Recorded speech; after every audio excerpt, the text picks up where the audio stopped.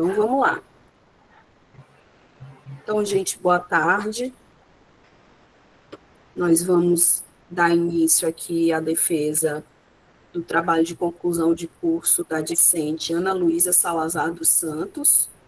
O trabalho é intitulado Geossímbolos de Paisagens e Arte, subsídios para políticas públicas de educação ambiental no município de Codó, Maranhão. A banca examinadora é composta por mim, professora doutora Fabiana Pereira Correia, pela professora doutora Liliane Faria Correia Pinto, examinadora interna, e pela professora doutora Luciene Cristina Risso, examinadora externa. A Ana terá o tempo entre 20 e 30 minutos para fazer a sua exposição. Após a exposição da Ana, nós teremos a participação da banca, né? Então, Ana, fique à vontade e utilize bem aí o tempo disponível para a sua apresentação. Boa tarde. Primeiro eu gostaria de cumprimentar a banca, cumprimentar a professora Luciene Risso, a professora Liliane e a professora Fabiana. Agradecer também a todos que estão presentes para prestigiar esse momento tão importante. E hoje eu vou apresentar para vocês o trabalho de conclusão de curso intitulado Geossímbolos de Paisagem e Arte, subsídios para políticas públicas de educação ambiental no município de Codó, Maranhão, que esteve sob a orientação da professora doutora Fabiana Pereira Correia. Me chamo Ana Luísa e eu sou participante, eu sou integrante do grupo de pesquisa geocultural Maranhão, da onde surgiu também esse trabalho a partir de um projeto de pesquisa que a gente veio desenvolvendo ao longo de 3 longos anos. Então, o nosso trabalho, o meu trabalho, ele se justifica a partir da ideia, a partir do entendimento de que há um aumento da poluição e de que há essa necessidade de conservação ambiental, que isso é percebido também pelos moradores da cidade de Codó. Essa poluição ela vem aumentando e é preciso ter um cuidado com esses espaços dentro da cidade. É preciso pensar em conservação ambiental. Isso é algo que vem norteando, que vem passando pela cabeça das pessoas que vivem em Codó, dos habitantes de Codó. E assim, entendemos também que essas representações artísticas de paisagem de Codó revelam-se enquanto caminhos para trabalhar a sustentabilidade socioambiental dentro do município a partir das interpretações dos elementos paisagísticos que estão representados dentro dessas ilustrações paisagísticas. Então, quando a gente pega uma arte, quando a gente pega uma ilustração, os elementos que estão ali representados nos indicam possíveis caminhos para serem seguidos para contribuir para a conservação ambiental de locais, de lugares, na verdade, no município. Então, os objetivos desse trabalho, o objetivo geral, seria compreender como essas representações artísticas de geossimbologias de paisagem podem ser utilizadas para subsidiar políticas públicas de educação ambiental no município de Codó. Então, o foco está nessas representações artísticas e na possibilidade dessas representações artísticas para subsidiar políticas públicas voltadas para a educação ambiental em Codó. E como objetivos específicos, temos compreender a relação existente entre seres humanos e natureza, no que tange a formulação de sentidos geossimbólicos. Então, qual que é a relação entre entre ser humano e natureza, e como que isso vai revelar para a gente um processo de significação de paisagem, de significação de lugares, de formação de geossímbolos. Então, a gente tem como objetivo agora entender como que esses significados, esses sentidos geossimbólicos surgem a partir da interação do homem com a natureza, do ser humano com a natureza. Por conseguinte, tem como objetivo específico discutir processos históricos que culminaram na instituição de educação ambiental, tanto em contexto formal quanto em contexto não formal. Então, o que veio antes da gente ter educação ambiental? O que é essa educação ambiental? E aí, nesses dois contextos, né, formal e não formal, o que é isso? É também um objetivo. E, por fim, identificar como representações artísticas de geossimbologias de paisagem auxiliam na compreensão de simbolismos associados ao lugar, amparando o processo de conservação ambiental, que é o que eu já falei, é a gente entender como que essas representações artísticas de geossímbolos, de geossimbologias de paisagem, vão possibilitar com que a gente compreenda os simbolismos que estão associados àquele lugar, a partir da interpretação das paisagens geossimbólicas, das representações dessas paisagens. Assim, tive como metodologia de trabalho uma metodologia qualitativa que ela tem base fenomenológica, ou seja, no estudo do fenômeno, e que está embasada nos seguintes procedimentos metodológicos, que é o procedimento de pesquisa bibliográfica, de pesquisa documental e elaboração de ilustrações geossimbólicas, elaborações de ilustrações que mostrem esse sentido, que evidenciem esse sentido simbólico de paisagens, de lugares que são em Codó, que estão dentro da cidade de Codó. Assim, tem como primeiro tópico o tópico sobre geossímbolos e geossimbologia de paisagem. Aqui, tive como objetivo ressaltar o que é geossímbolo, o que vai ser geossimbologia, o que é paisagem. Paisagem ela vai ter algumas denominações. A gente tem paisagem, o Cosgrove vai falar que paisagem ela é uma maneira de ver o mundo, uma maneira de compor em uma unidade visual. O Dardel ele vai falar que a paisagem ela é, na verdade, a ação do homem naquela paisagem, ou a não ação também desse homem, isso que forma uma paisagem. Então, a paisagem ela é formada, percebemos aqui que ela é formada a partir dessa relação entre ser humano e natureza. Berck também vai falar que essa paisagem ela pode ser marca e matriz. Por que a paisagem é marca? Ela é marca porque ela é marcada pela ação do homem. Toda ação que esse homem, que esse ser humano tem um lugar, marca a paisagem. E por que ela é matriz? Porque ela também marca esse homem de volta. Porque essa paisagem também vai refletir nesse homem, na ação desse homem, na vida desse homem. Por isso a gente tem marca e matriz na paisagem. Aqui também é preciso entender o que é geossímbolo. Geossímbolo vai ser uma noção elaborada por Joe Bonimazon, e ele vai falar que geossímbolo é um ente geográfico que, por razões religiosas, por razões políticas, por razões culturais, vai adquirir essa esfera de simbologia, esse significado simbólico, a partir dessas interações com o homem, do ser humano, com a natureza. A partir dessa relação entre o ser humano e a natureza, esses lugares adquirem um sentido simbólico, e é aí que a gente tem a formação de geossímbolo. Não é só um lugar, não é só um espaço, não é só um ente geográfico. Agora é um geossímbolo porque tem esse significado atribuído a ele, a partir da relação entre ser humano e natureza. É preciso que a gente entenda também, para conseguir compreender o restante do trabalho, duas outras noções. A de polivocalidade. Polivocalidade é essa multiplicidade de sentidos associada a um lugar. Então, um geossímbolo ele pode ter múltiplos sentidos, a partir de cada grupo que for interagir com ele. É isso que é a polivocalidade, essa multiplicidade de significações. E o que seria, por fim, topofilia? Topofilia é uma noção que é elaborada por Tuan e que ele vai falar que topofilia é o amor ao lugar.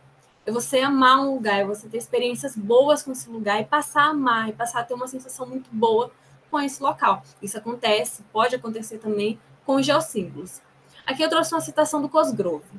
Todas as paisagens vão possuir significados simbólicos, afinal são produtos da apropriação do meio pelo ser humano.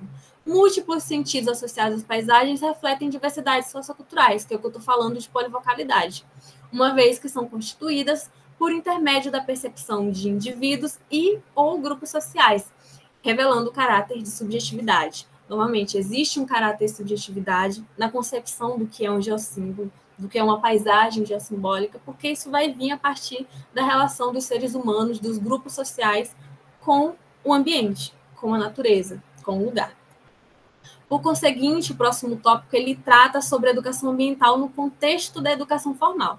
Aqui é traçado um panorama, um panorama histórico para falar sobre a educação ambiental.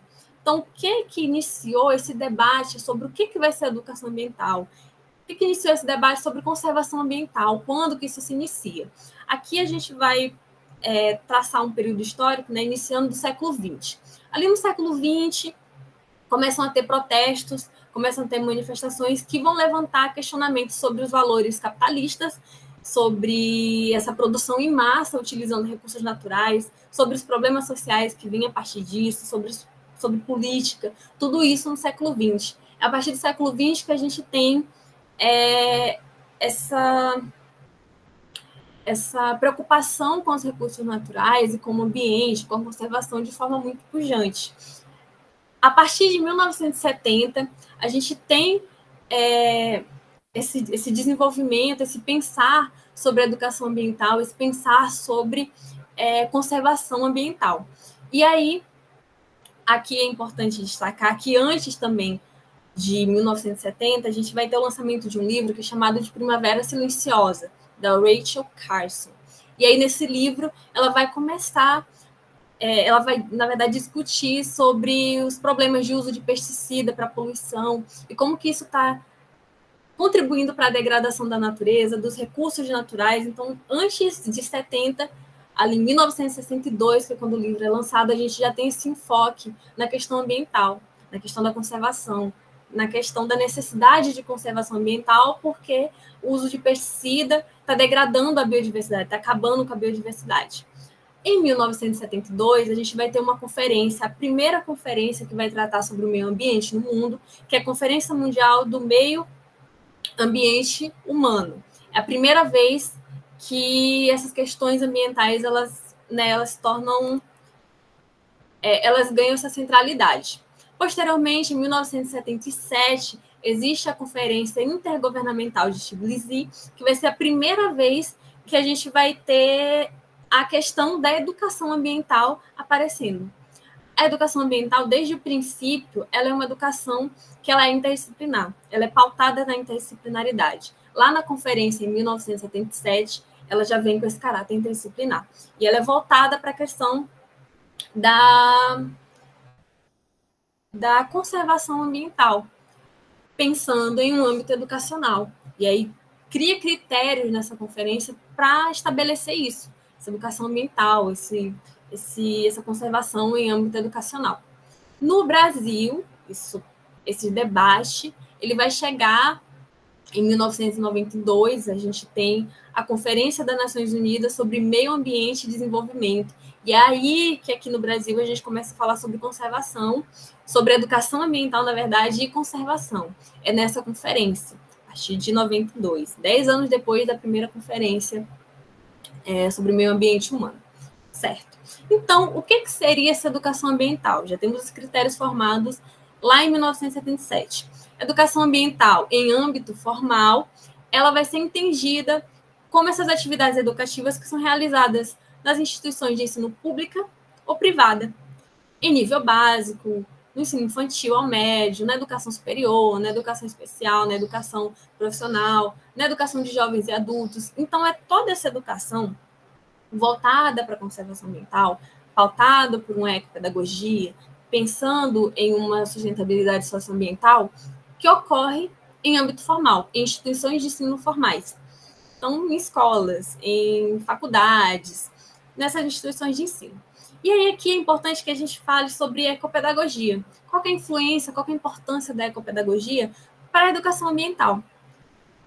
Ecopedagogia vai ser um conceito que vai ser pensado por Gutierrez, também pautado por uma ideia freiriana, de que na ecopedagogia a gente entende que é preciso caminhar com sentido. Ou seja, é preciso entender a nossa vida, é preciso entender os nossos passos, as nossas ações no cotidiano, tendo um sentido. Isso é trazido para a educação. Então, quando a gente, na educação, para falar sobre educação ambiental, por mais que aqui, em um âmbito formal, isso esteja acontecendo ainda no decorrer da grade, né, do currículo escolar formal, é preciso que haja um sentido, é preciso que isso seja passado, essa educação ela seja passada com sentido para as pessoas que estão recebendo, para as pessoas que estão ali no meio formal e no meio informal também, no meio não formal, desculpe. Então, a ecopedagogia, visto esses princípios dela, vai contribuir para subsidiar processos de ensino-aprendizagem voltados para a formação de uma consciência ecológica em coletividade. É importante que seja ressaltada essa ideia de coletividade, para a gente conservar, para que a gente desenvolva essa ecopedagogia, é preciso ter o sentido de coletividade para a conservação ambiental. Por conseguinte, temos o tópico educação ambiental, agora no contexto da educação não formal. Essa educação ambiental não formal, ela acaba sendo uma forma de democratizar o acesso à educação, e uma educação ambiental, para pessoas que não estão inseridas em contextos formais de ensino. Então, para comunidades, algumas pessoas de comunidades, para grupos sociais, esse tipo de educação não está ligado a uma educação, a uma instituição de ensino educativo formal. Então, a educação não formal ela vai englobar atividades organizadas com caráter de intencionalidade, efetuadas fora do marco das instituições formais de ensino, buscando ofertar processos educativos para determinados grupos sociais. E aqui cabe citar uma metodologia de ensino que é freiriana, novamente citando Freire, que é o círculo de cultura. Aqui, no contexto da educação não formal, o círculo de cultura ele vem para quebrar aquele paradigma, para quebrar aquela ideia de hierarquização de sala de aula, que é muito comum em um contexto formal de ensino, e aí a gente forma um círculo. O professor, ele deixa de ser essa figura que transpassa conhecimento, e os alunos apenas recebendo esse conhecimento, e agora ele é um mediador. Ele é um mediador, e dentro desse contexto do ensino não formal, a valorização dos interesses do grupo, a valorização dos interesses desse grupo social que está participando desse momento da educação ambiental, a valorização de experiências vividas, a valorização da cultura dessas pessoas que estão participando ali, das experiências dela com o espaço, e aí tudo isso é benéfico quando a gente para pensar em ensino não formal. E, novamente, tem uma intencionalidade. E aqui a gente traz de novo a ecopedagogia. Caminha com um sentido a partir do momento que a gente ouve essas pessoas e a experiência dessas pessoas com o lugar. Como isso é benéfico para subsidiar processos de conservação ambiental. Então, a partir de interesses comuns ao grupo, ressaltando e lugares, torna-se possível viabilizar estratégias de sensibilização e conscientização voltadas para a conservação ambiental, a partir desse momento com o grupo. Assim, agora precisamos entender como que essas representações artísticas e esse geossímbolo de paisagem, e como que estão esses geossímbolos de paisagem em Codó, e como são representados artisticamente, como isso é benéfico para a conservação ambiental. Importante que a gente entenda que esse sentido simbólico, a topofilia, o amor ao lugar, esse significado, essas significações, estão todas em um âmbito, assim, estão todas de forma intangível. O sentido, a sensação, a ideia que eu tenho com um lugar, elas estão comigo. A partir do momento que eu utilizo a arte, a ilustração, o desenho, ela se torna um meio de transformar o que é intangível, que é o significado que eu dou para aquele lugar, em algo tangível, em algo que outras pessoas podem visualizar, podem perceber, a partir do uso da arte. Então, a arte, ela vem como esse meio de trazer, de evidenciar, de enfatizar essa sensibilização, essa sensibilidade. Então, a arte ela é essencial para a interpretação de paisagens, uma vez que proporciona caminhos para representar o mundo sensível. Esse mundo sensível, agora, ele pode ser representado por intermédio da arte, e ele pode ser interpretado a partir dos elementos paisagísticos e dos elementos artísticos, das características artísticas que estão apresentadas em uma ilustração. Então, assim, os sentidos, os simbolismos, as concepções de mundo, elas são expressas com o auxílio de técnicas artísticas. Elas são expressas com o auxílio da utilização de planos, com o auxílio da utilização de perspectiva, da utilização de cores, porque cada cor ela tem um significado, ela tem um sentido, ela transpassa uma sensação. E a arte, ela é capaz de alcançar esse mundo simbólico, exprimindo a relação existente entre os seres humanos e lugares, tornando isso evidente. Então, eu trouxe aqui um exemplo de representação artística que foi elaborada ao longo desse projeto de pesquisa, que durou 3 anos. O desenho do lado esquerdo do rio Itapecuru e no lado direito uma confluência entre os rios Saco e Codózinho. Aqui É importante que a gente note que quando se representa água, utiliza-se uma cor azul. E a cor azul ela tem um significado. Ela passa uma sensação de tranquilidade, ela tem um significado de limpeza. Quando a água ela é representada num tom azul, ela traz essa sensação de uma água limpa, transparente. E aí isso pode ser utilizado na arte, isso pode transpassar para a gente uma sensação de tranquilidade, de que aquela água ela é limpa, mas é importantíssimo que a pessoa que está interpretando essas paisagens também conheça essas paisagens. Por quê? Elas são escolhas estéticas, essas escolhas artísticas são estéticas, nos contam um sentido, mas também nos contam um aprendizado que temos ao longo da nossa vida. Ao longo da nossa vida, entendemos que quando for pintar água, a gente pinta com azul. Então, por vezes, pode significar que aquele espaço ele é limpo, mas por vezes também pode significar que aquele espaço, que na verdade aquela pessoa, ela tem um sentido do que seria a água sempre, então sempre é representado em azul. A questão do rio Itapecuru é que ele está representado em azul, ele traz essa sensação, a partir da representação de tranquilidade,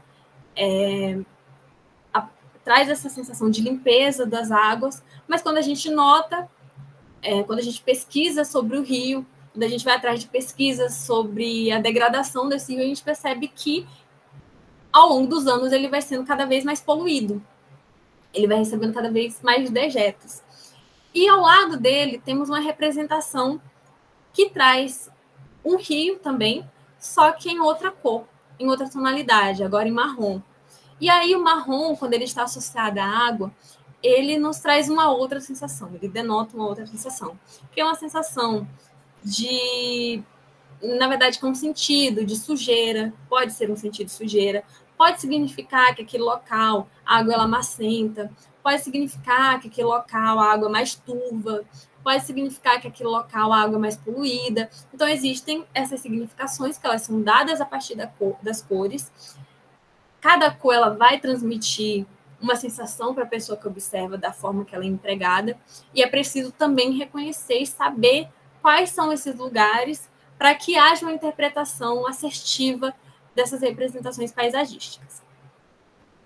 Por conseguinte, o tópico propostas de articulações entre representações de geossímbolos de paisagens rodoenses e educação ambiental tem como objetivo tratar novamente sobre essas representações artísticas, o que essas representações nos contam, o que elas indicam, e a partir disso associar como que esse simbolismo, como que essas representações podem contribuir para a educação ambiental. Então é importante que a gente entenda que os desenhos de paisagem eles são dotados de sentidos, de significação, de simbolismo.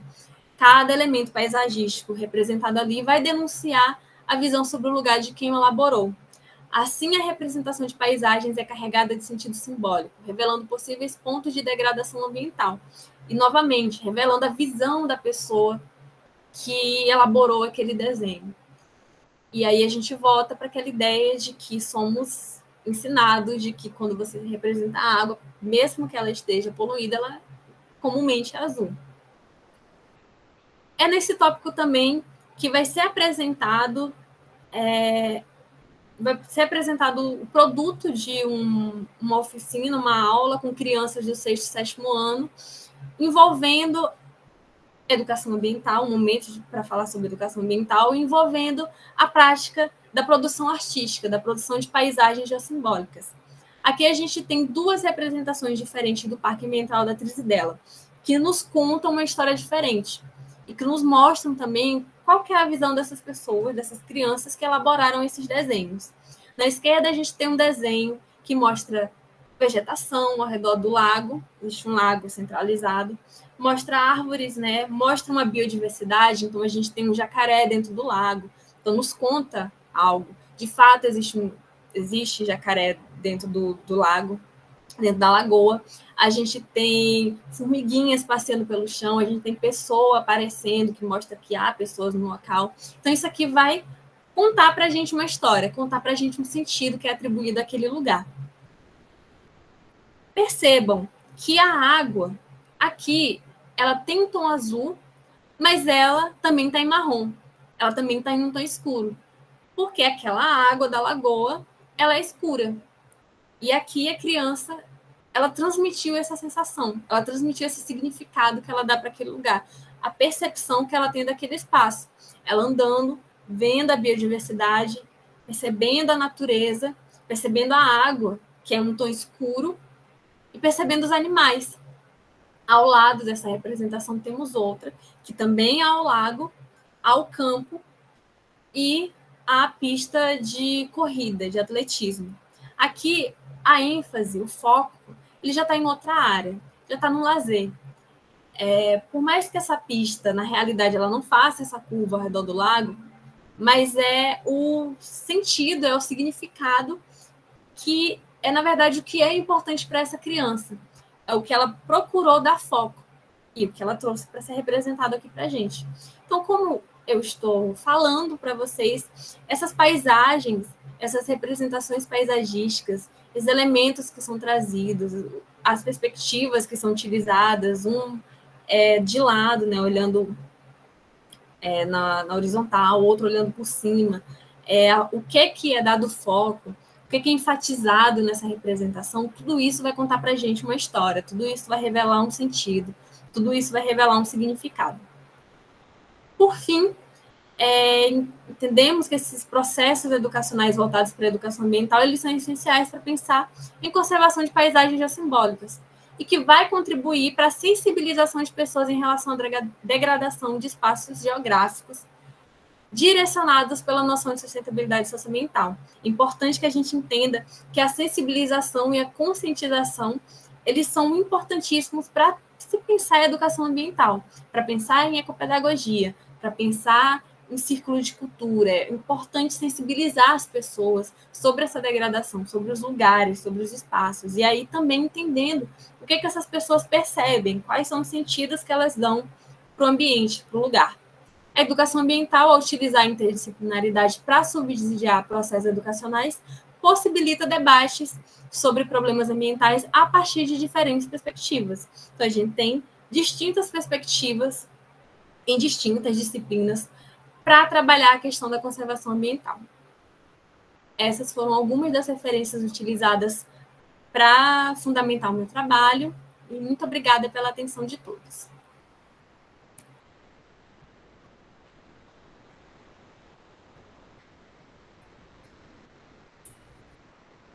Muito obrigada, Ana, pela sua apresentação.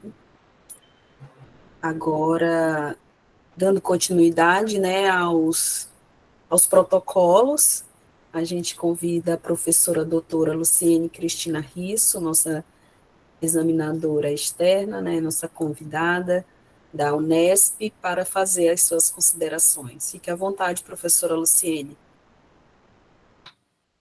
Boa tarde a todas, todos. É um prazer estar aqui com vocês. Saúdo, né, a professora Fabiana, professora Liliane, Ana Luísa e todos que estão assistindo, né, nesse dia tão especial para a Ana Luísa e para a sua orientadora também, né. Então, eu agradeço demais o convite aí de vocês. Bom, é um prazer, né, estar aqui, como eu já disse, a Ana Luísa, assim, pelo TCC, a gente vê que ela se esforçou muito, trabalhou, leu, né, fez um trabalho teórico e prático, então, já começo parabenizando, né. Então, esse trabalho, né, de geossímbolos, de paisagens e arte, eu penso que é um trabalho muito interessante, né? Então, eu parabenizo a orientadora e a aluna, pois o TCC tem muitos méritos, né, significativos, destacando principalmente a escolha do tema, né? É um tema muito atual, um tema ainda que deve ser mais explorado pela geografia cultural, né? Então, vocês trouxeram essas simbologias, né? E as paisagens, e a arte agora, né? Então, tudo isso ajuda muito, né? É uma grande relevância socioambiental, vamos dizer assim, para o município, para as escolas, ao integrar, então, e também, né, do ponto de vista acadêmico, integrando a geografia cultural, a educação ambiental e a arte, né, no contexto do município de Codó, no Maranhão. Eu acho que isso é super importante, né, colocar a teoria, aplicar essa teoria na cidade, né, então isso é muito importante. Bom, para mim, a pesquisa demonstrou muita sensibilidade, pertinência ao abordar os geossímbolos, né, como elementos que vão além até do conceito do Bonnet Mason, porque você abordou os geossímbolos e trouxe, articulou ele com as percepções, né, e com as cognições das pessoas, e também pensando em políticas públicas, né? Às vezes a gente faz trabalho pensando só no âmbito acadêmico, mas você também associou isso à gestão pública, né? Então, isso é muito válido, né? Se eu sempre falo, né? Se as pesquisas na verdade, o contrário, se os políticos, né, lessem essas pesquisas derivadas das universidades públicas, né, sobre o seu município, sobre o seu estado, acho que as coisas estariam bem melhores, né? Então, a gente vê um grande potencial, né, disso, das pesquisas serem utilizadas no âmbito público, mas às vezes não há interesse, né, da própria gestão pública. Mas é importante pontuar isso, né? É importante que a gente pontue que há potencial, que ouvindo essas pessoas, né, desde crianças até os adultos, a gente pode, né, abordar, a gente pode identificar problemas urbanos, problemas ambientais, que o município ali, a partir daquilo, ele pode prover muitas ações, né? Então, isso acho que reforça essa importância da geografia, da interdisciplinaridade e do diálogo educativo. No modo geral, o uso de metodologias qualitativas foi bem interessante, né? Foi muito criativo usar esses desenhos, vamos dizer, representações, croquis, mapas mentais, né? Mas todos eles são provindos dessas percepções das pessoas, né? Das experiências que ela tem, do olhar que ela tem sobre aquele ambiente, com aquela paisagem também. Além disso, eu vejo que a vinculação do estudo às ações educativas concretas e a devolutiva, né, que você disse que vai fazer para os órgãos públicos, amplia o impacto social e o potencial de aplicação, né, indo além da esfera acadêmica, como eu já disse. Bom, então, avaliando, né, eu acho que os objetivos foram atingidos, estão coerentes com as propostas, né, foram atendidos ao longo do texto, né, havendo esse diálogo entre a teoria e a prática. Então, isso é muito importante, né, para um TCC. Você colocou os objetivos, cumpriu e fez esse diálogo, aplicou a teoria, né, então você entendeu vários assuntos dentro da geografia e fez essa aplicação, né? Então, foi muito interessante esse diálogo, né? Isso significa que você está pronta para os próximos passos, tanto na esfera do bacharel, quanto da licenciatura, e quanto de um futuro mestrado, né? Então, eu gostei do uso das atividades práticas com os alunos do 6º e 7º ano, né? E a tentativa de interpretação dessas representações, né? Então, eu vejo que o ponto forte aí, a geografia e a arte, que é um potencial que está se abrindo, né, na geografia, cada vez mais, vamos dizer assim, né, com a figura do Alessandro Dozena, ele vem publicando muitos livros, né? Então vem abrindo esses caminhos para a geografia cultural, e eu penso que a arte, ela ajuda muito, contribui muito mesmo para a gente pensar em como chegar também nessas pessoas, né? Às vezes a gente só falando, teorizando, às vezes não se sensibiliza as pessoas. Então, a arte, ela ajuda a essa sensibilização, a essa primeira etapa, para a gente aprofundar essas teorias, né? Essas epistemologias.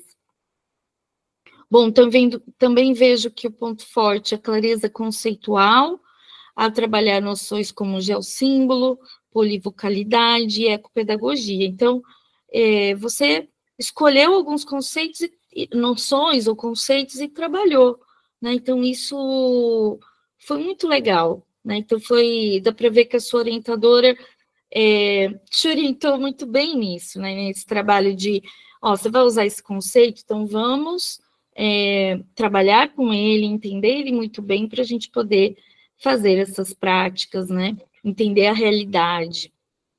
Então, dá para sentir isso ao longo do trabalho, né? Muito bem, essas articulações. É bem isso mesmo, né? Que a gente espera de um TCC. Bom, eu acho que de maneira geral, deixa eu ver aqui no texto, eu penso que isso chama atenção para os seus objetivos, né? Então, vejo que eles foram plenamente atingidos na minha concepção, tá? E essas representações artísticas, né? Foram muito interessantes, certo? Bom, eu tenho algumas ideias aqui de melhora, né? A gente sempre tem várias sugestões, né? Mas, como a gente está de fora, então, assim, depois veja com a orientadora os prazos também de correções, né? Então, assim, avaliem também, porque a gente, para dar sugestão, a gente é muito bom, né? Mas, assim, vocês têm que avaliar se isso é possível ou não, tá bom? Mas eu vejo que para um TCC, eu acho que tem que padronizar as referências bibliográficas, pequenas revisões, assim, o texto está bem escrito, né? Pequenas só revisões que eu vejo de gramática e ortografia, mas é pouca coisa, tá? Aí eu faço, deixa eu ver o que eu coloquei aqui, algumas sugestões aqui, logo no resumo, mas não é só no resumo, tá? Aí eu vou explicar melhor. Tem uma frase que eu vou ler aqui. Então, logo no resumo, você fala, né? Geossimbologias de paisagens estão fundamentadas na influência que seres humanos exercem sobre o espaço geográfico, modificando a partir de sua apropriação, conferindo sentido simbólico ao lugar, né? Aí, a frase, eu vejo que, às vezes, ela dá uma noção um pouco hierárquica, né? Tipo, que só o ser humano faz a modificação, né? E que não tem essa relação, né? Mas a paisagem também, ela influencia, né? Então, é uma relação, na verdade. Os seres humanos, eles também vão influenciar as paisagens, vão modificá-las, transformá-las, mas essas paisagens também influenciam as pessoas, tá? Então, eu sugiro melhorar a ideia das relações entre seres humanos e esse ambiente que você está se propondo, né? Então, olhar e usar isso na escrita como relação mesmo. Então, por exemplo, eu sugiro, né, essa mesma frase, geossimbologia de paisagens, né, tem origem nessas relações entre seres humanos e ambiente, nas quais, ou pode deixar espaço geográfico, nas quais as interações, apropriações e vivências conferem sentido simbólico aos lugares. Então, eu vejo que, né, como eu estou dando essa sugestão, que isso acaba sintonizando melhor com a sua proposta.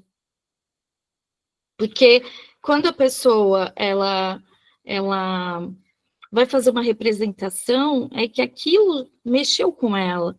Então, ela vai colocar isso no papel, representar essas paisagens, né, fruto de suas percepções, os seus filtros culturais, né? No papel, ela vai o quê? É uma interação. Aquilo mexeu com ela de alguma forma. Ela escolheu alguns elementos para serem representados, né? E isso tem um porquê, tem uma lógica, né? Então, conferir isso, até a escolha do que você representar, né? Ela não tem essa neutralidade, ela é intencional. Então, eu acho que sempre colocar essa relação, não colocar o ser humano como só ele, claro que ele tem um papel muito maior hoje em dia na transformação dos ambientes, mas ela também, né, de alguma forma, essas paisagens, elas mexem com os seres humanos, né? E lembrando que fazemos parte, né, dessa natureza. Então, eu acho que esse exemplo dessa frase aproxima o texto de um olhar fenomenológico e menos hierárquico, tá? Na página 7, também tem uma frase sua, ser humano e natureza. Você fala isso em diversas partes do texto, né? E aí, salvo na página 9, que você coloca humano / natureza, né? Então, normalmente a gente trabalha assim mesmo, tá? Então, na página 9, você já vai para um caminho de relação. Agora, em várias partes do seu texto está ser humano e natureza, tá? Então, você usa o e. Então, é escrita, mas isso é uma questão filosófica também, até cartesiana, porque você está falando ser humano e natureza, então você está separando isso. E, na verdade, né, eu até pergunto para você, mas não somos parte dessa natureza, né? Então, sempre minha dica na escrita é que você coloque ser humano ou um tracinho, tá? Ou a barra, mas aí significa o quê? Relações, tá? E isso é muito interessante, né? Tem uma discussão muito profunda, né, dessa palavra natureza, porque há uma crítica, né, que como somos parte dela, que termos podemos usar,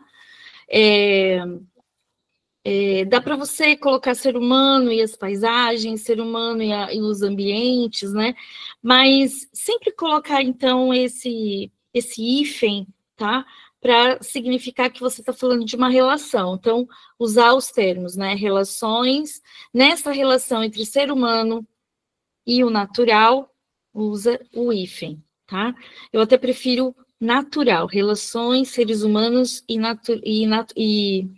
o natural, ou as paisagens, né, quando você quer colocar alguma coisa, se bem que esses termos também, né, também somos paisagens, né, então, sempre trabalha aí desse ponto de vista de relações, tá? Porque isso é fenomenologia, né, então a gente acaba fazendo parte, é um misto, né, é um agregado, a gente está sobre essa influência, sobre essa relação o tempo todo, né?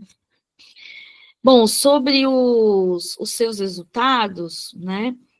Eu achei incrível, né? Parabéns pelo seu projeto, né? Do PIBID, por ter coletado, né, essas produções das representações das paisagens geossimbólicas de Codó. Porque revelaram, né, diferentes percepções de uma mesma paisagem, de um mesmo lugar. E aí, eu só queria, assim, você falou muito bem na apresentação, né, das representações das cores, né, e aí, só para aprofundar um pouquinho sobre isso, para não ficar só no azul ou só no marrom, quando eu trabalhei na Amazônia, por exemplo, muitas das representações que eles fizeram para mim não eram em azul. Azul era só nas nascentes, quando é aquela água bem transparente. Aí eles pintaram de azul. Quando era um rio maior, normalmente era um rio, e era a região do Purus, então era bem marrom. Por quê? Por causa dos sedimentos. Então, é um rio limpo, mas como você bem falou, que o marrom pode significar várias coisas, além da poluição, né? Então, casa com isso. Mas teve, olhando também outras bibliografias, eu já encontrei, por exemplo, rios em amarelo, tá? Então, vai depender, ainda mais quando a gente, por exemplo, no meu caso, que trabalho com comunidades indígenas, a gente vê que os rios amazônicos, por exemplo, a depender da percepção de mundo ou dessa cosmopercepção dos povos indígenas, eles subvertem essa norma, tá? Então, eu até vou mandar para a Fabiana uma tese da Lídia Sintra, que ela mostra isso, ela tem vários exemplos, e aí ela mostra o rio em amarelo. Então, é uma outra, né, ela explica o porquê e tal, mas ligado muito a essas simbologias culturais, tá? Então, acho que é só para você expandir, para não ficar só nessas cores. Eu sei que foi isso que apareceu nas representações das pessoas de Codó, mas eu penso que você pode dizer isso, aproveitar e falar isso como uma parte teórica, né? Como existe essas diferenças também a depender da cultura, né? Então, eu achei muito interessante. Tem um livro também da Enciclopédia da Floresta, da Manuela Carneiro da Cunha, Mauro Almeida, que eles trabalharam no Acre, que também com os seringueiros, com os povos indígenas de lá, também ao modo de representar as paisagens, os lugares que eles vivem também difere, né? Mas principalmente o marrom, ele é muito representado na Amazônia na época de cheias, né? Então, é a época que fica ainda mais marrom os rios, né? Então, acho que era, assim, é só uma sugestão, mas esse trabalho da Lídia é muito interessante, né? Chama Mapear a Terra, Mapear o Corpo. Então, eu acho que isso pode não é acrescentar muita coisa, não, mas principalmente nessa parte das cores, eu acho que vai mostrar uma profundidade, né? Mostra que você ampliou ainda, né? Mas que existem, né, várias explicações, várias maneiras de representar, mas em Codó apareceu esses dois casos para você, tá bom? Eu coloquei o link e tudo depois. Bom, eu não vou falar muito, não, viu? Já estou quase acabando. Para você pensar, foi uma escolha, né? Aí, se você quiser dizer um pouco sobre isso, sobre essa divisão também, educação não formal e formal, né?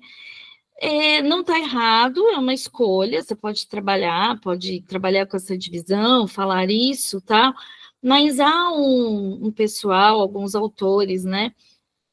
Da pedagogia, da educação ambiental, que eles falam para tomar um pouco de cuidado com essa divisão entre o formal e não formal, né, na parte da educação, porque os limites não são tão certinhos entre uma e outra, tá?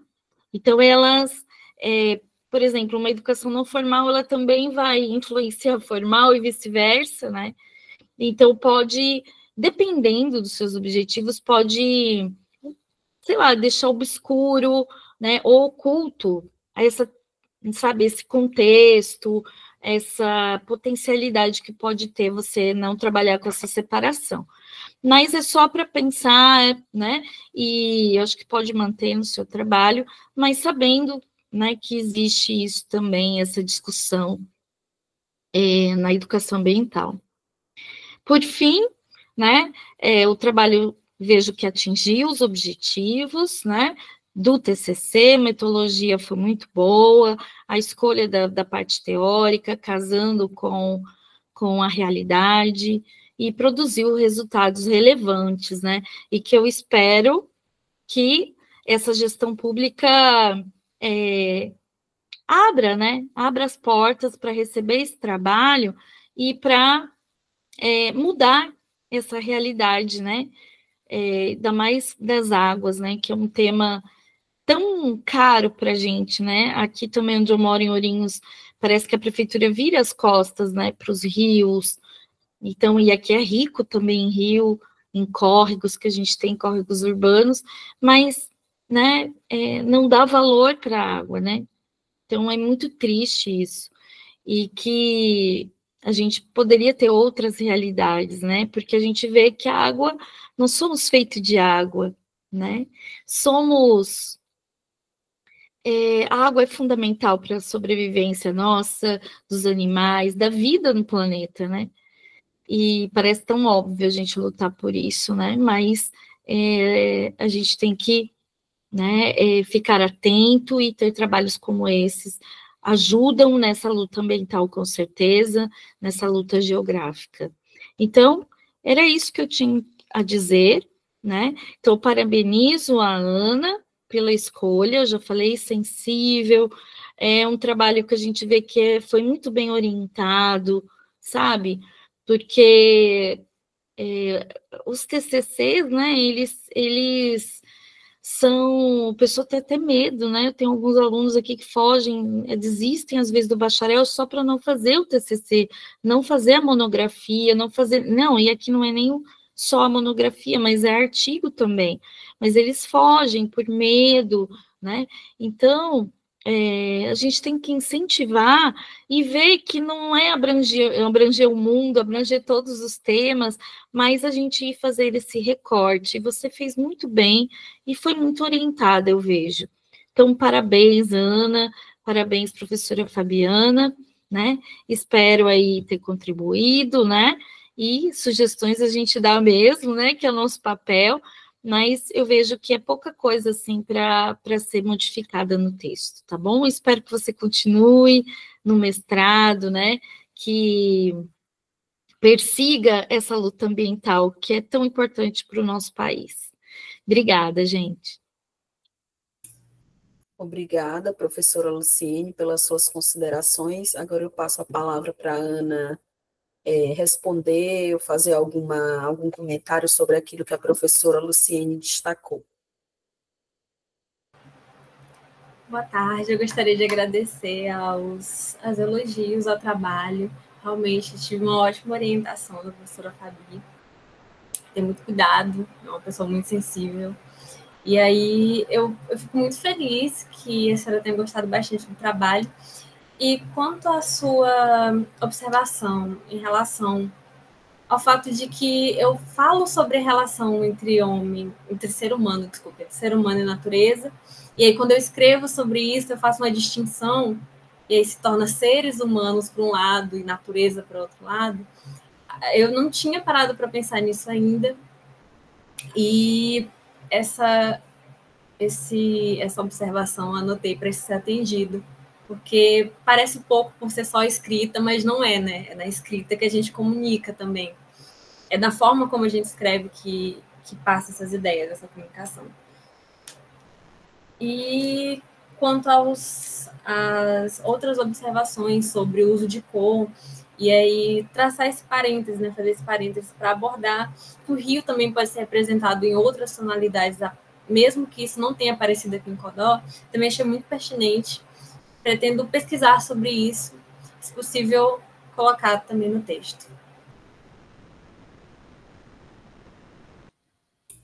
Certinho, obrigada. Muito obrigada, Ana. Muito obrigada, professora Luciene, pelas suas colocações. Com certeza a gente vai observar e com cuidado, né, nesse período que a Ana vai ter para fazer as alterações sugeridas, né, e para fazer a versão final do trabalho dela. Muito obrigada. E agora a gente passa a palavra para a professora Liliane. Então, fique à vontade, professora Liliane, muito obrigada mais uma vez pelo aceite do convite. Então, a palavra é Gente, sua. vocês estão me ouvindo direitinho? Sim. Então tá bom. Eu que agradeço, Fabi, fiquei feliz de participar. Bom, primeiro, sim, boa tarde para todo mundo, que eu já cheguei igual uma doida, né? Enfim, bom, muito obrigada, Fabi, muito obrigada, Ana Luísa, foi muito legal. E cumprimento a professora Luciene, gostei de ver, e sim, nós também temos problemas com os nossos que não querem fazer as monografias, os TCC. Esse é um problema muito sério. A gente tem, tipo, um pânico de TCC generalizado, enfim. A gente faz até piada disso, porque não tem outro jeito, né? Mas vamos lá. Eu gostei muito, vou direto, vamos ser prático aqui. Eu gostei muito do trabalho. Li achando assim, nossa, que delícia, que legal, que fofo, que massa, que legal isso, ai, que legal, adorei. Foi uma leitura muito gostosa, eu fiquei muito feliz. E a Ana Luísa escreve bem, eu sempre já acompanho ela já tem um tempo. A Ana Luísa escreve bem, faz um bom trabalho. E sim, a Fabi é cuidadosa e é fofa com os orientantes. É bonitinho demais. A Fabi é muito cuidadosa, é muito legal. E é isso a gente consegue perceber no trabalho. Vocês fizeram uma excelente parceria, tanto a desenvoltura da Ana Luísa com a fofura da Fabi, construíram aí uma coisa que deu um artigo muito legal, e eu acho que vale a pena correr atrás para publicar, porque realmente está muito legal. E aí, assim, vou fazer o que meu pai costumava chamar de perfumaria, que é só, tipo, umas bobaginhas, entendeu? Enfim. Aí, deixa eu abrir aqui. Eu fiz o seguinte: eu peguei o PDF e fui colorindo de amarelinho, entendeu? Depois te mando, tá? Mas é bobagem. É só para ir acompanhando aqui, porque senão eu me perco depois. Vamos lá. Então tá, para começar, eu gostei bastante.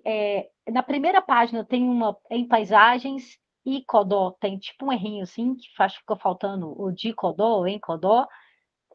Uma, duas, três, quatro, cinco, quinta linha, bobagem. Aí tem uma coisa que que é uma coisa meio que recorrente no texto e que me incomoda, mas aí sou eu, igual eu implico a palavra o mesmo. Aí, assim, você repetiu muitas vezes a palavra focalizar ou focalize. E essa palavra, ela é forte. Então, na sonoridade do seu texto, ela chama muita atenção. Tanto é que eu fui vendo, parecia que tinha, assim, a sensação que eu tinha quando eu li é que tinha, tipo, uma em cada parágrafo, e não tem. Mas ela é tão forte na sonoridade que ela tipo, quebra a desenvoltura do texto. Então, eu marquei de amarelo, pra você ir trocando, deixa uma só ou duas. Troca, porque ela faz assim, ó, no texto, toda vez que você lê, entendeu? Enfim, aí eu marquei aqui, eu botei elas amarelinhas, são várias, acho que são umas 7, 8, mas elas chamam muita atenção, entendeu? Aí, continuando eu gostei, assim, no início você vai identificando os conceitos, o que eu achei isso ficou muito legal, ficou bem organizado, assim, então tá realmente muito bom. E aí, na hora que você chega, na hora que você vai explicar os tópicos, você pula para o segundo tópico, porque você está falando do tópico seguinte, porque o primeiro você está nele fazendo a introdução. Mas aí, para quem está lendo, dá a impressão que você pulou um tópico. Mesmo que você não tenha feito, dá para entender que não fez, mas a princípio não. Aí eu fiquei procurando, cadê o primeiro tópico? Aí, entendeu? Quando eu estava lendo, eu fiquei procurando, cadê o primeiro tópico? Peraí. Aí que eu falei, gente, mas então. Aí eu marquei, porque você tem, a pessoa tem a sensação de que faltou a informação, e não. Então, do tipo assim, o segundo tópico, de repente, bom, parece item 2, entendeu? Porque o primeiro é a introdução, entendeu? Aí ele ficou meio estranho. Enfim, por isso que eu falei, perfumaria, entendeu? Aí, vamos lá. Aí quando você entra, aí esse aqui, para mim, de todos, é o que mais me preocupou, que é o seguinte, na hora que você entra no item 3 para falar de educação ambiental, você vem fazendo, né, umas sequências aqui, mas aí na hora que você chega no último parágrafo, fala: o enfoque nos desastres ambientais, a ameaça da qualidade de vida em decorrência dos problemas com a poluição, contribuíram para a centralidade da ecologia enquanto instrumento para criticar a civilização industrial. Está citando Ramos, ok? O que me acontece aqui? Na minha cabeça, bom, primeiro, civilização, eu já até arrepio, né? Que esse é um problema conceitual, né, nosso aqui da história para valer, assim, civilização, o quê? Então, de repente, tirar isso. Agora, não, é muito antes da ecologia entrar, porque lá no século XIX, eles estão discutindo os impactos ambientais da Revolução Industrial. Tanto que uma das primeiras coisas que eles falam é as cidades no século XIX, a corte, as cidades no século XIX é muito barulhenta, a gente gosta de viver a vida do campo, entendeu? Isso era uma questão para o homem do século XIX europeu. Então, não, eles já estão discutindo o impacto. Então, assim, aí, se você coloca civilização, você está tirando o aspecto civilizacional, sei lá, civilização é uma coisa que tem pegada aí meio imperialista. Enfim, dá uma mexida nesse troço aí, só para dar outra, entendeu? Só para dar um outro impacto, assim, para não dar aresta, porque ele deu aresta. Eu entendi o que você quer dizer, mas ele ficou possível de ser entendido de outro jeito. Aí vai acontecer a mesma coisa lá na frente, que foram os dois pontos que me chamaram mais atenção. Ah, não, antes disso. Ainda nesse item 3, no penúltimo parágrafo, tem. O focalizar, assim, aí focalizar de novo. Tá amarelinho aqui. Aí depois você vai fazendo uma escadinha. Como o sentimento de amor ao lugar contribui para que os estudantes reflitam sobre seus sentimentos em relação ao ambiente, por fim, com o auxílio da arte, as sensações e os sentimentos evocados. Entendeu? E o mais engraçado é que ele ficou na sequência, sentimento, sentimento, sentimento, tipo escadinha, assim. Entendeu? Então, só botar um sinônimo, trocar aí. Perfumaria, tô avisando. Só bobagem, só para o negócio ficar fofinho e perfeito. Daí, aqui, ó, aí no último parágrafo do item 4, tem um para promoção, ao invés de para. Tá amarelinho. Aí daí, lá no item 5, você vai falar assim, deixa eu ver, na página 16, terceiro parágrafo. Ao nos direcionarmos para a conceituação da paisagem no campo da arte, nos defrontamos com sua definição alicerçada na representação visual do espaço geográfico. No meio artístico, a observação e a representação visual consciente da paisagem tem origem em meados do século XV, sendo elaborada por pintores ocidentais e orientais que estudavam a natureza, como sublinha Maximiliano. Aqui eu morri do coração. Porque você matou todos os chineses da antiguidade e todos os romanos que têm pintura parietal de natureza, entendeu? Dessas assim, marcadinha nas paredes mesmo, entendeu? Quase morri.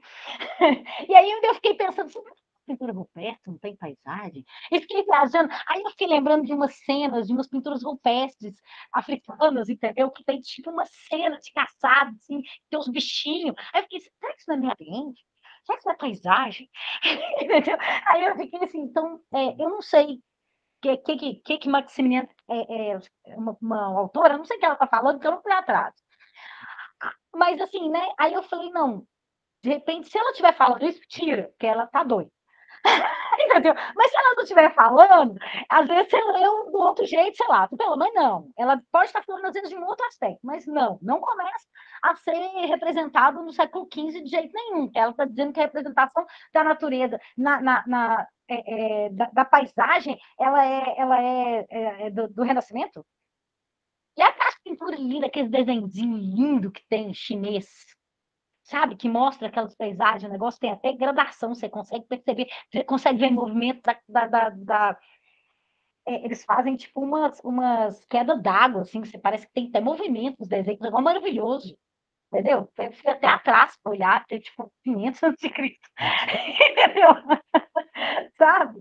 Aí, assim, e tem muita coisa romana, tem pintura parietal, assim, de casa, porque era costume pintar a parede da casa com coisa de paisagem. Então tem que mexer nisso, porque isso aí é grave. É a única coisa que realmente não pode ficar, entendeu? Aí eu não sei o que é que a autora fala, ou se ela fala isso, ou se eu sei que confundiu, mas só mexe aí para não ficar deixei, tá bom? E aí, no mais, eu fiquei. Vamos lá, eu adorei os desenhos, e aí eu confesso que eu senti falta de mais desenho. Tinha mais? Sabe, dos estudantes, porque você botou 4. Será que não dava para botar menorzinho e fazer mais? Bom, aí claro que agora na altura do campeonato, não. Mas assim, sei lá, eu senti falta, menina. Eu queria mais desenho, entendeu? Porque eu fui gostando do negócio. E eu falei, mas só tem esses, cadê o resto? Mas acabou! Cadê o resto? Entendeu? Eu fiquei com vontade de mais desenho, entendeu? Enfim. Mas isso é um sinal de que estava bom. Entendeu? Sabe? Mas assim, na altura do campeonato, acredito que colocar mais desenho seria inviável. Mas, de repente, para vocês fazerem um artigo, entendeu? Sentar e botar mais umas coisas, fazer mais umas, sei lá, algumas outras, porque vocês colocaram aquela ponte, né? E o parque. Aí eu vou ser sincera que eu concordo com esse segundo aqui, que o parque, porque a sensação que eu tenho do parque é essa ausência. Aí eu fiquei pensando no meu, né, um símbolo comigo. Por quê? No dia que eu fui no parque, estava tão quente e não tinha absolutamente nenhum lugar para a gente sentar embaixo de uma árvore. Entendeu? E aquilo me deu uma sensação de estar num lugar completamente desolado. Entendeu? E me lembrou essa bolota desse menino aqui. Eu me identifiquei. Confesso que eu me identifiquei. E aí, por isso que eu senti falta de mais coisa, entendeu? Porque quando a gente. Assim, a ponte, ela tem essa. Né, a gente consegue. A gente passa mais na ponte, né? Enfim, a gente enxerga mais a ponte do que o parque está lá no Trizidel, né? Você nunca vai lá, a não sei que você se coloque para ir lá. Mas eu fiquei pensando em outros lugares, o que a gente poderia, enfim, fiquei pensando em mais coisas, porque tem mais coisa, né? Enfim, mas aí é só mesmo floreio. Daí, o que eu senti? Vocês estão falando de.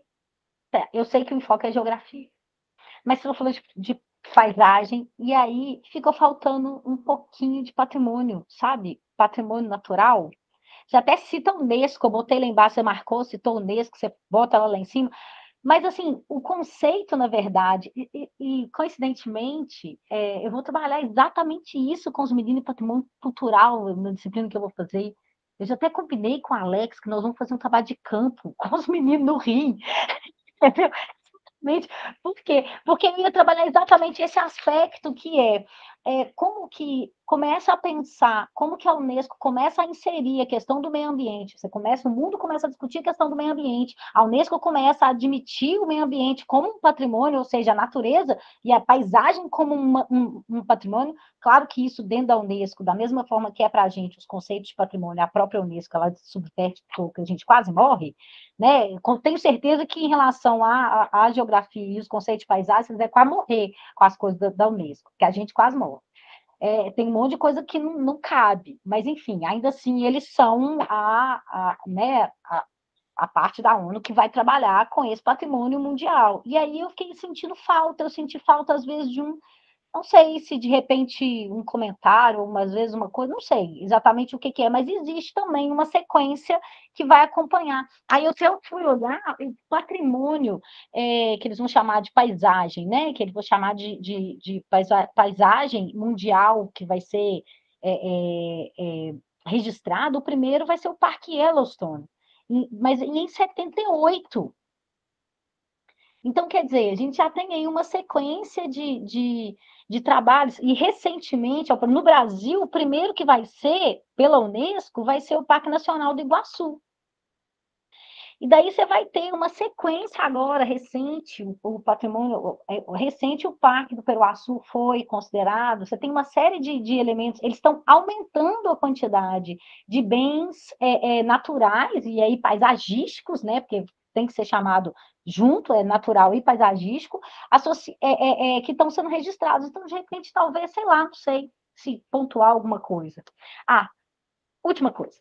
Mas aí é só uma ideia também. porque também, né, enfim, não tem necessidade, porque o seu trabalho, ele está fechado nele mesmo, ele está organizado nele mesmo, ele se basta, ele ficou muito bom, tá? Por isso que eu te falei, é perfumaria. Daí, só um detalhe, que você coloca lá na frente, quando você cita a lei da educação patrimonial, e aí na sua fala aqui, você fala, e aí o Brasil só vai começar a mexer com isso depois da COP92. Só que não.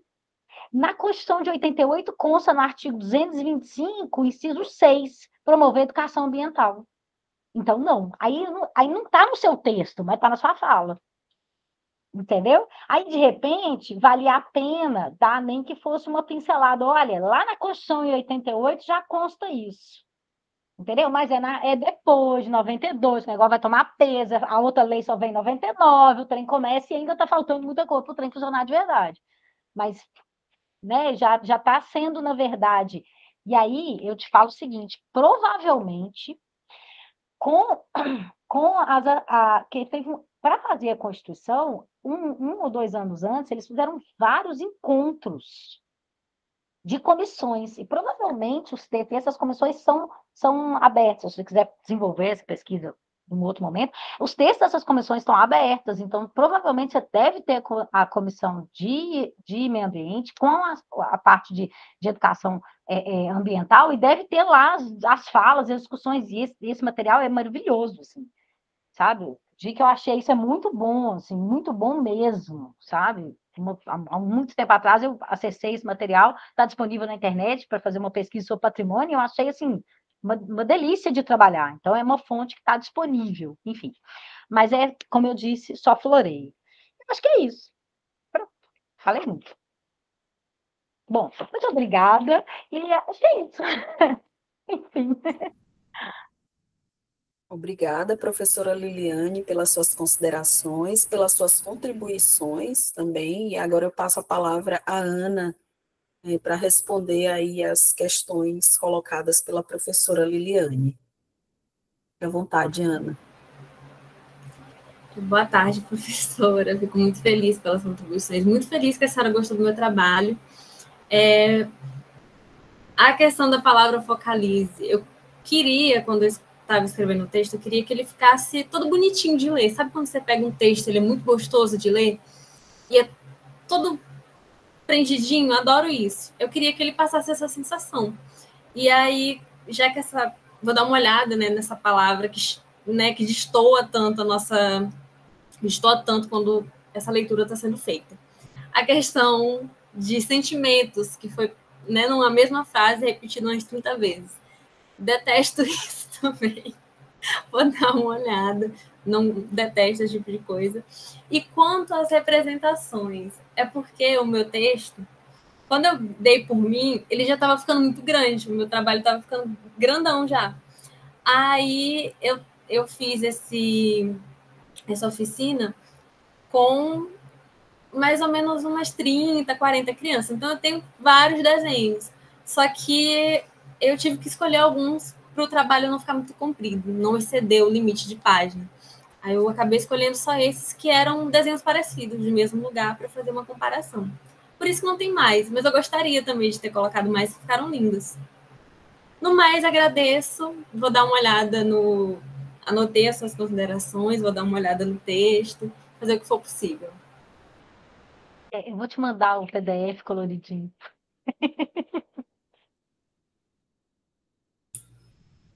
Certo. Obrigada, Ana. Agora, dando continuidade aí aos protocolos, a gente vai ficar em stand-by aqui na chamada. Vou parar aqui a gravação e aí a gente vai vou abrir aqui uma conversa coletiva pelo WhatsApp para a gente discutir a questão do resultado, certo? Então, fiquem aí aguardando, daqui a pouco a gente volta.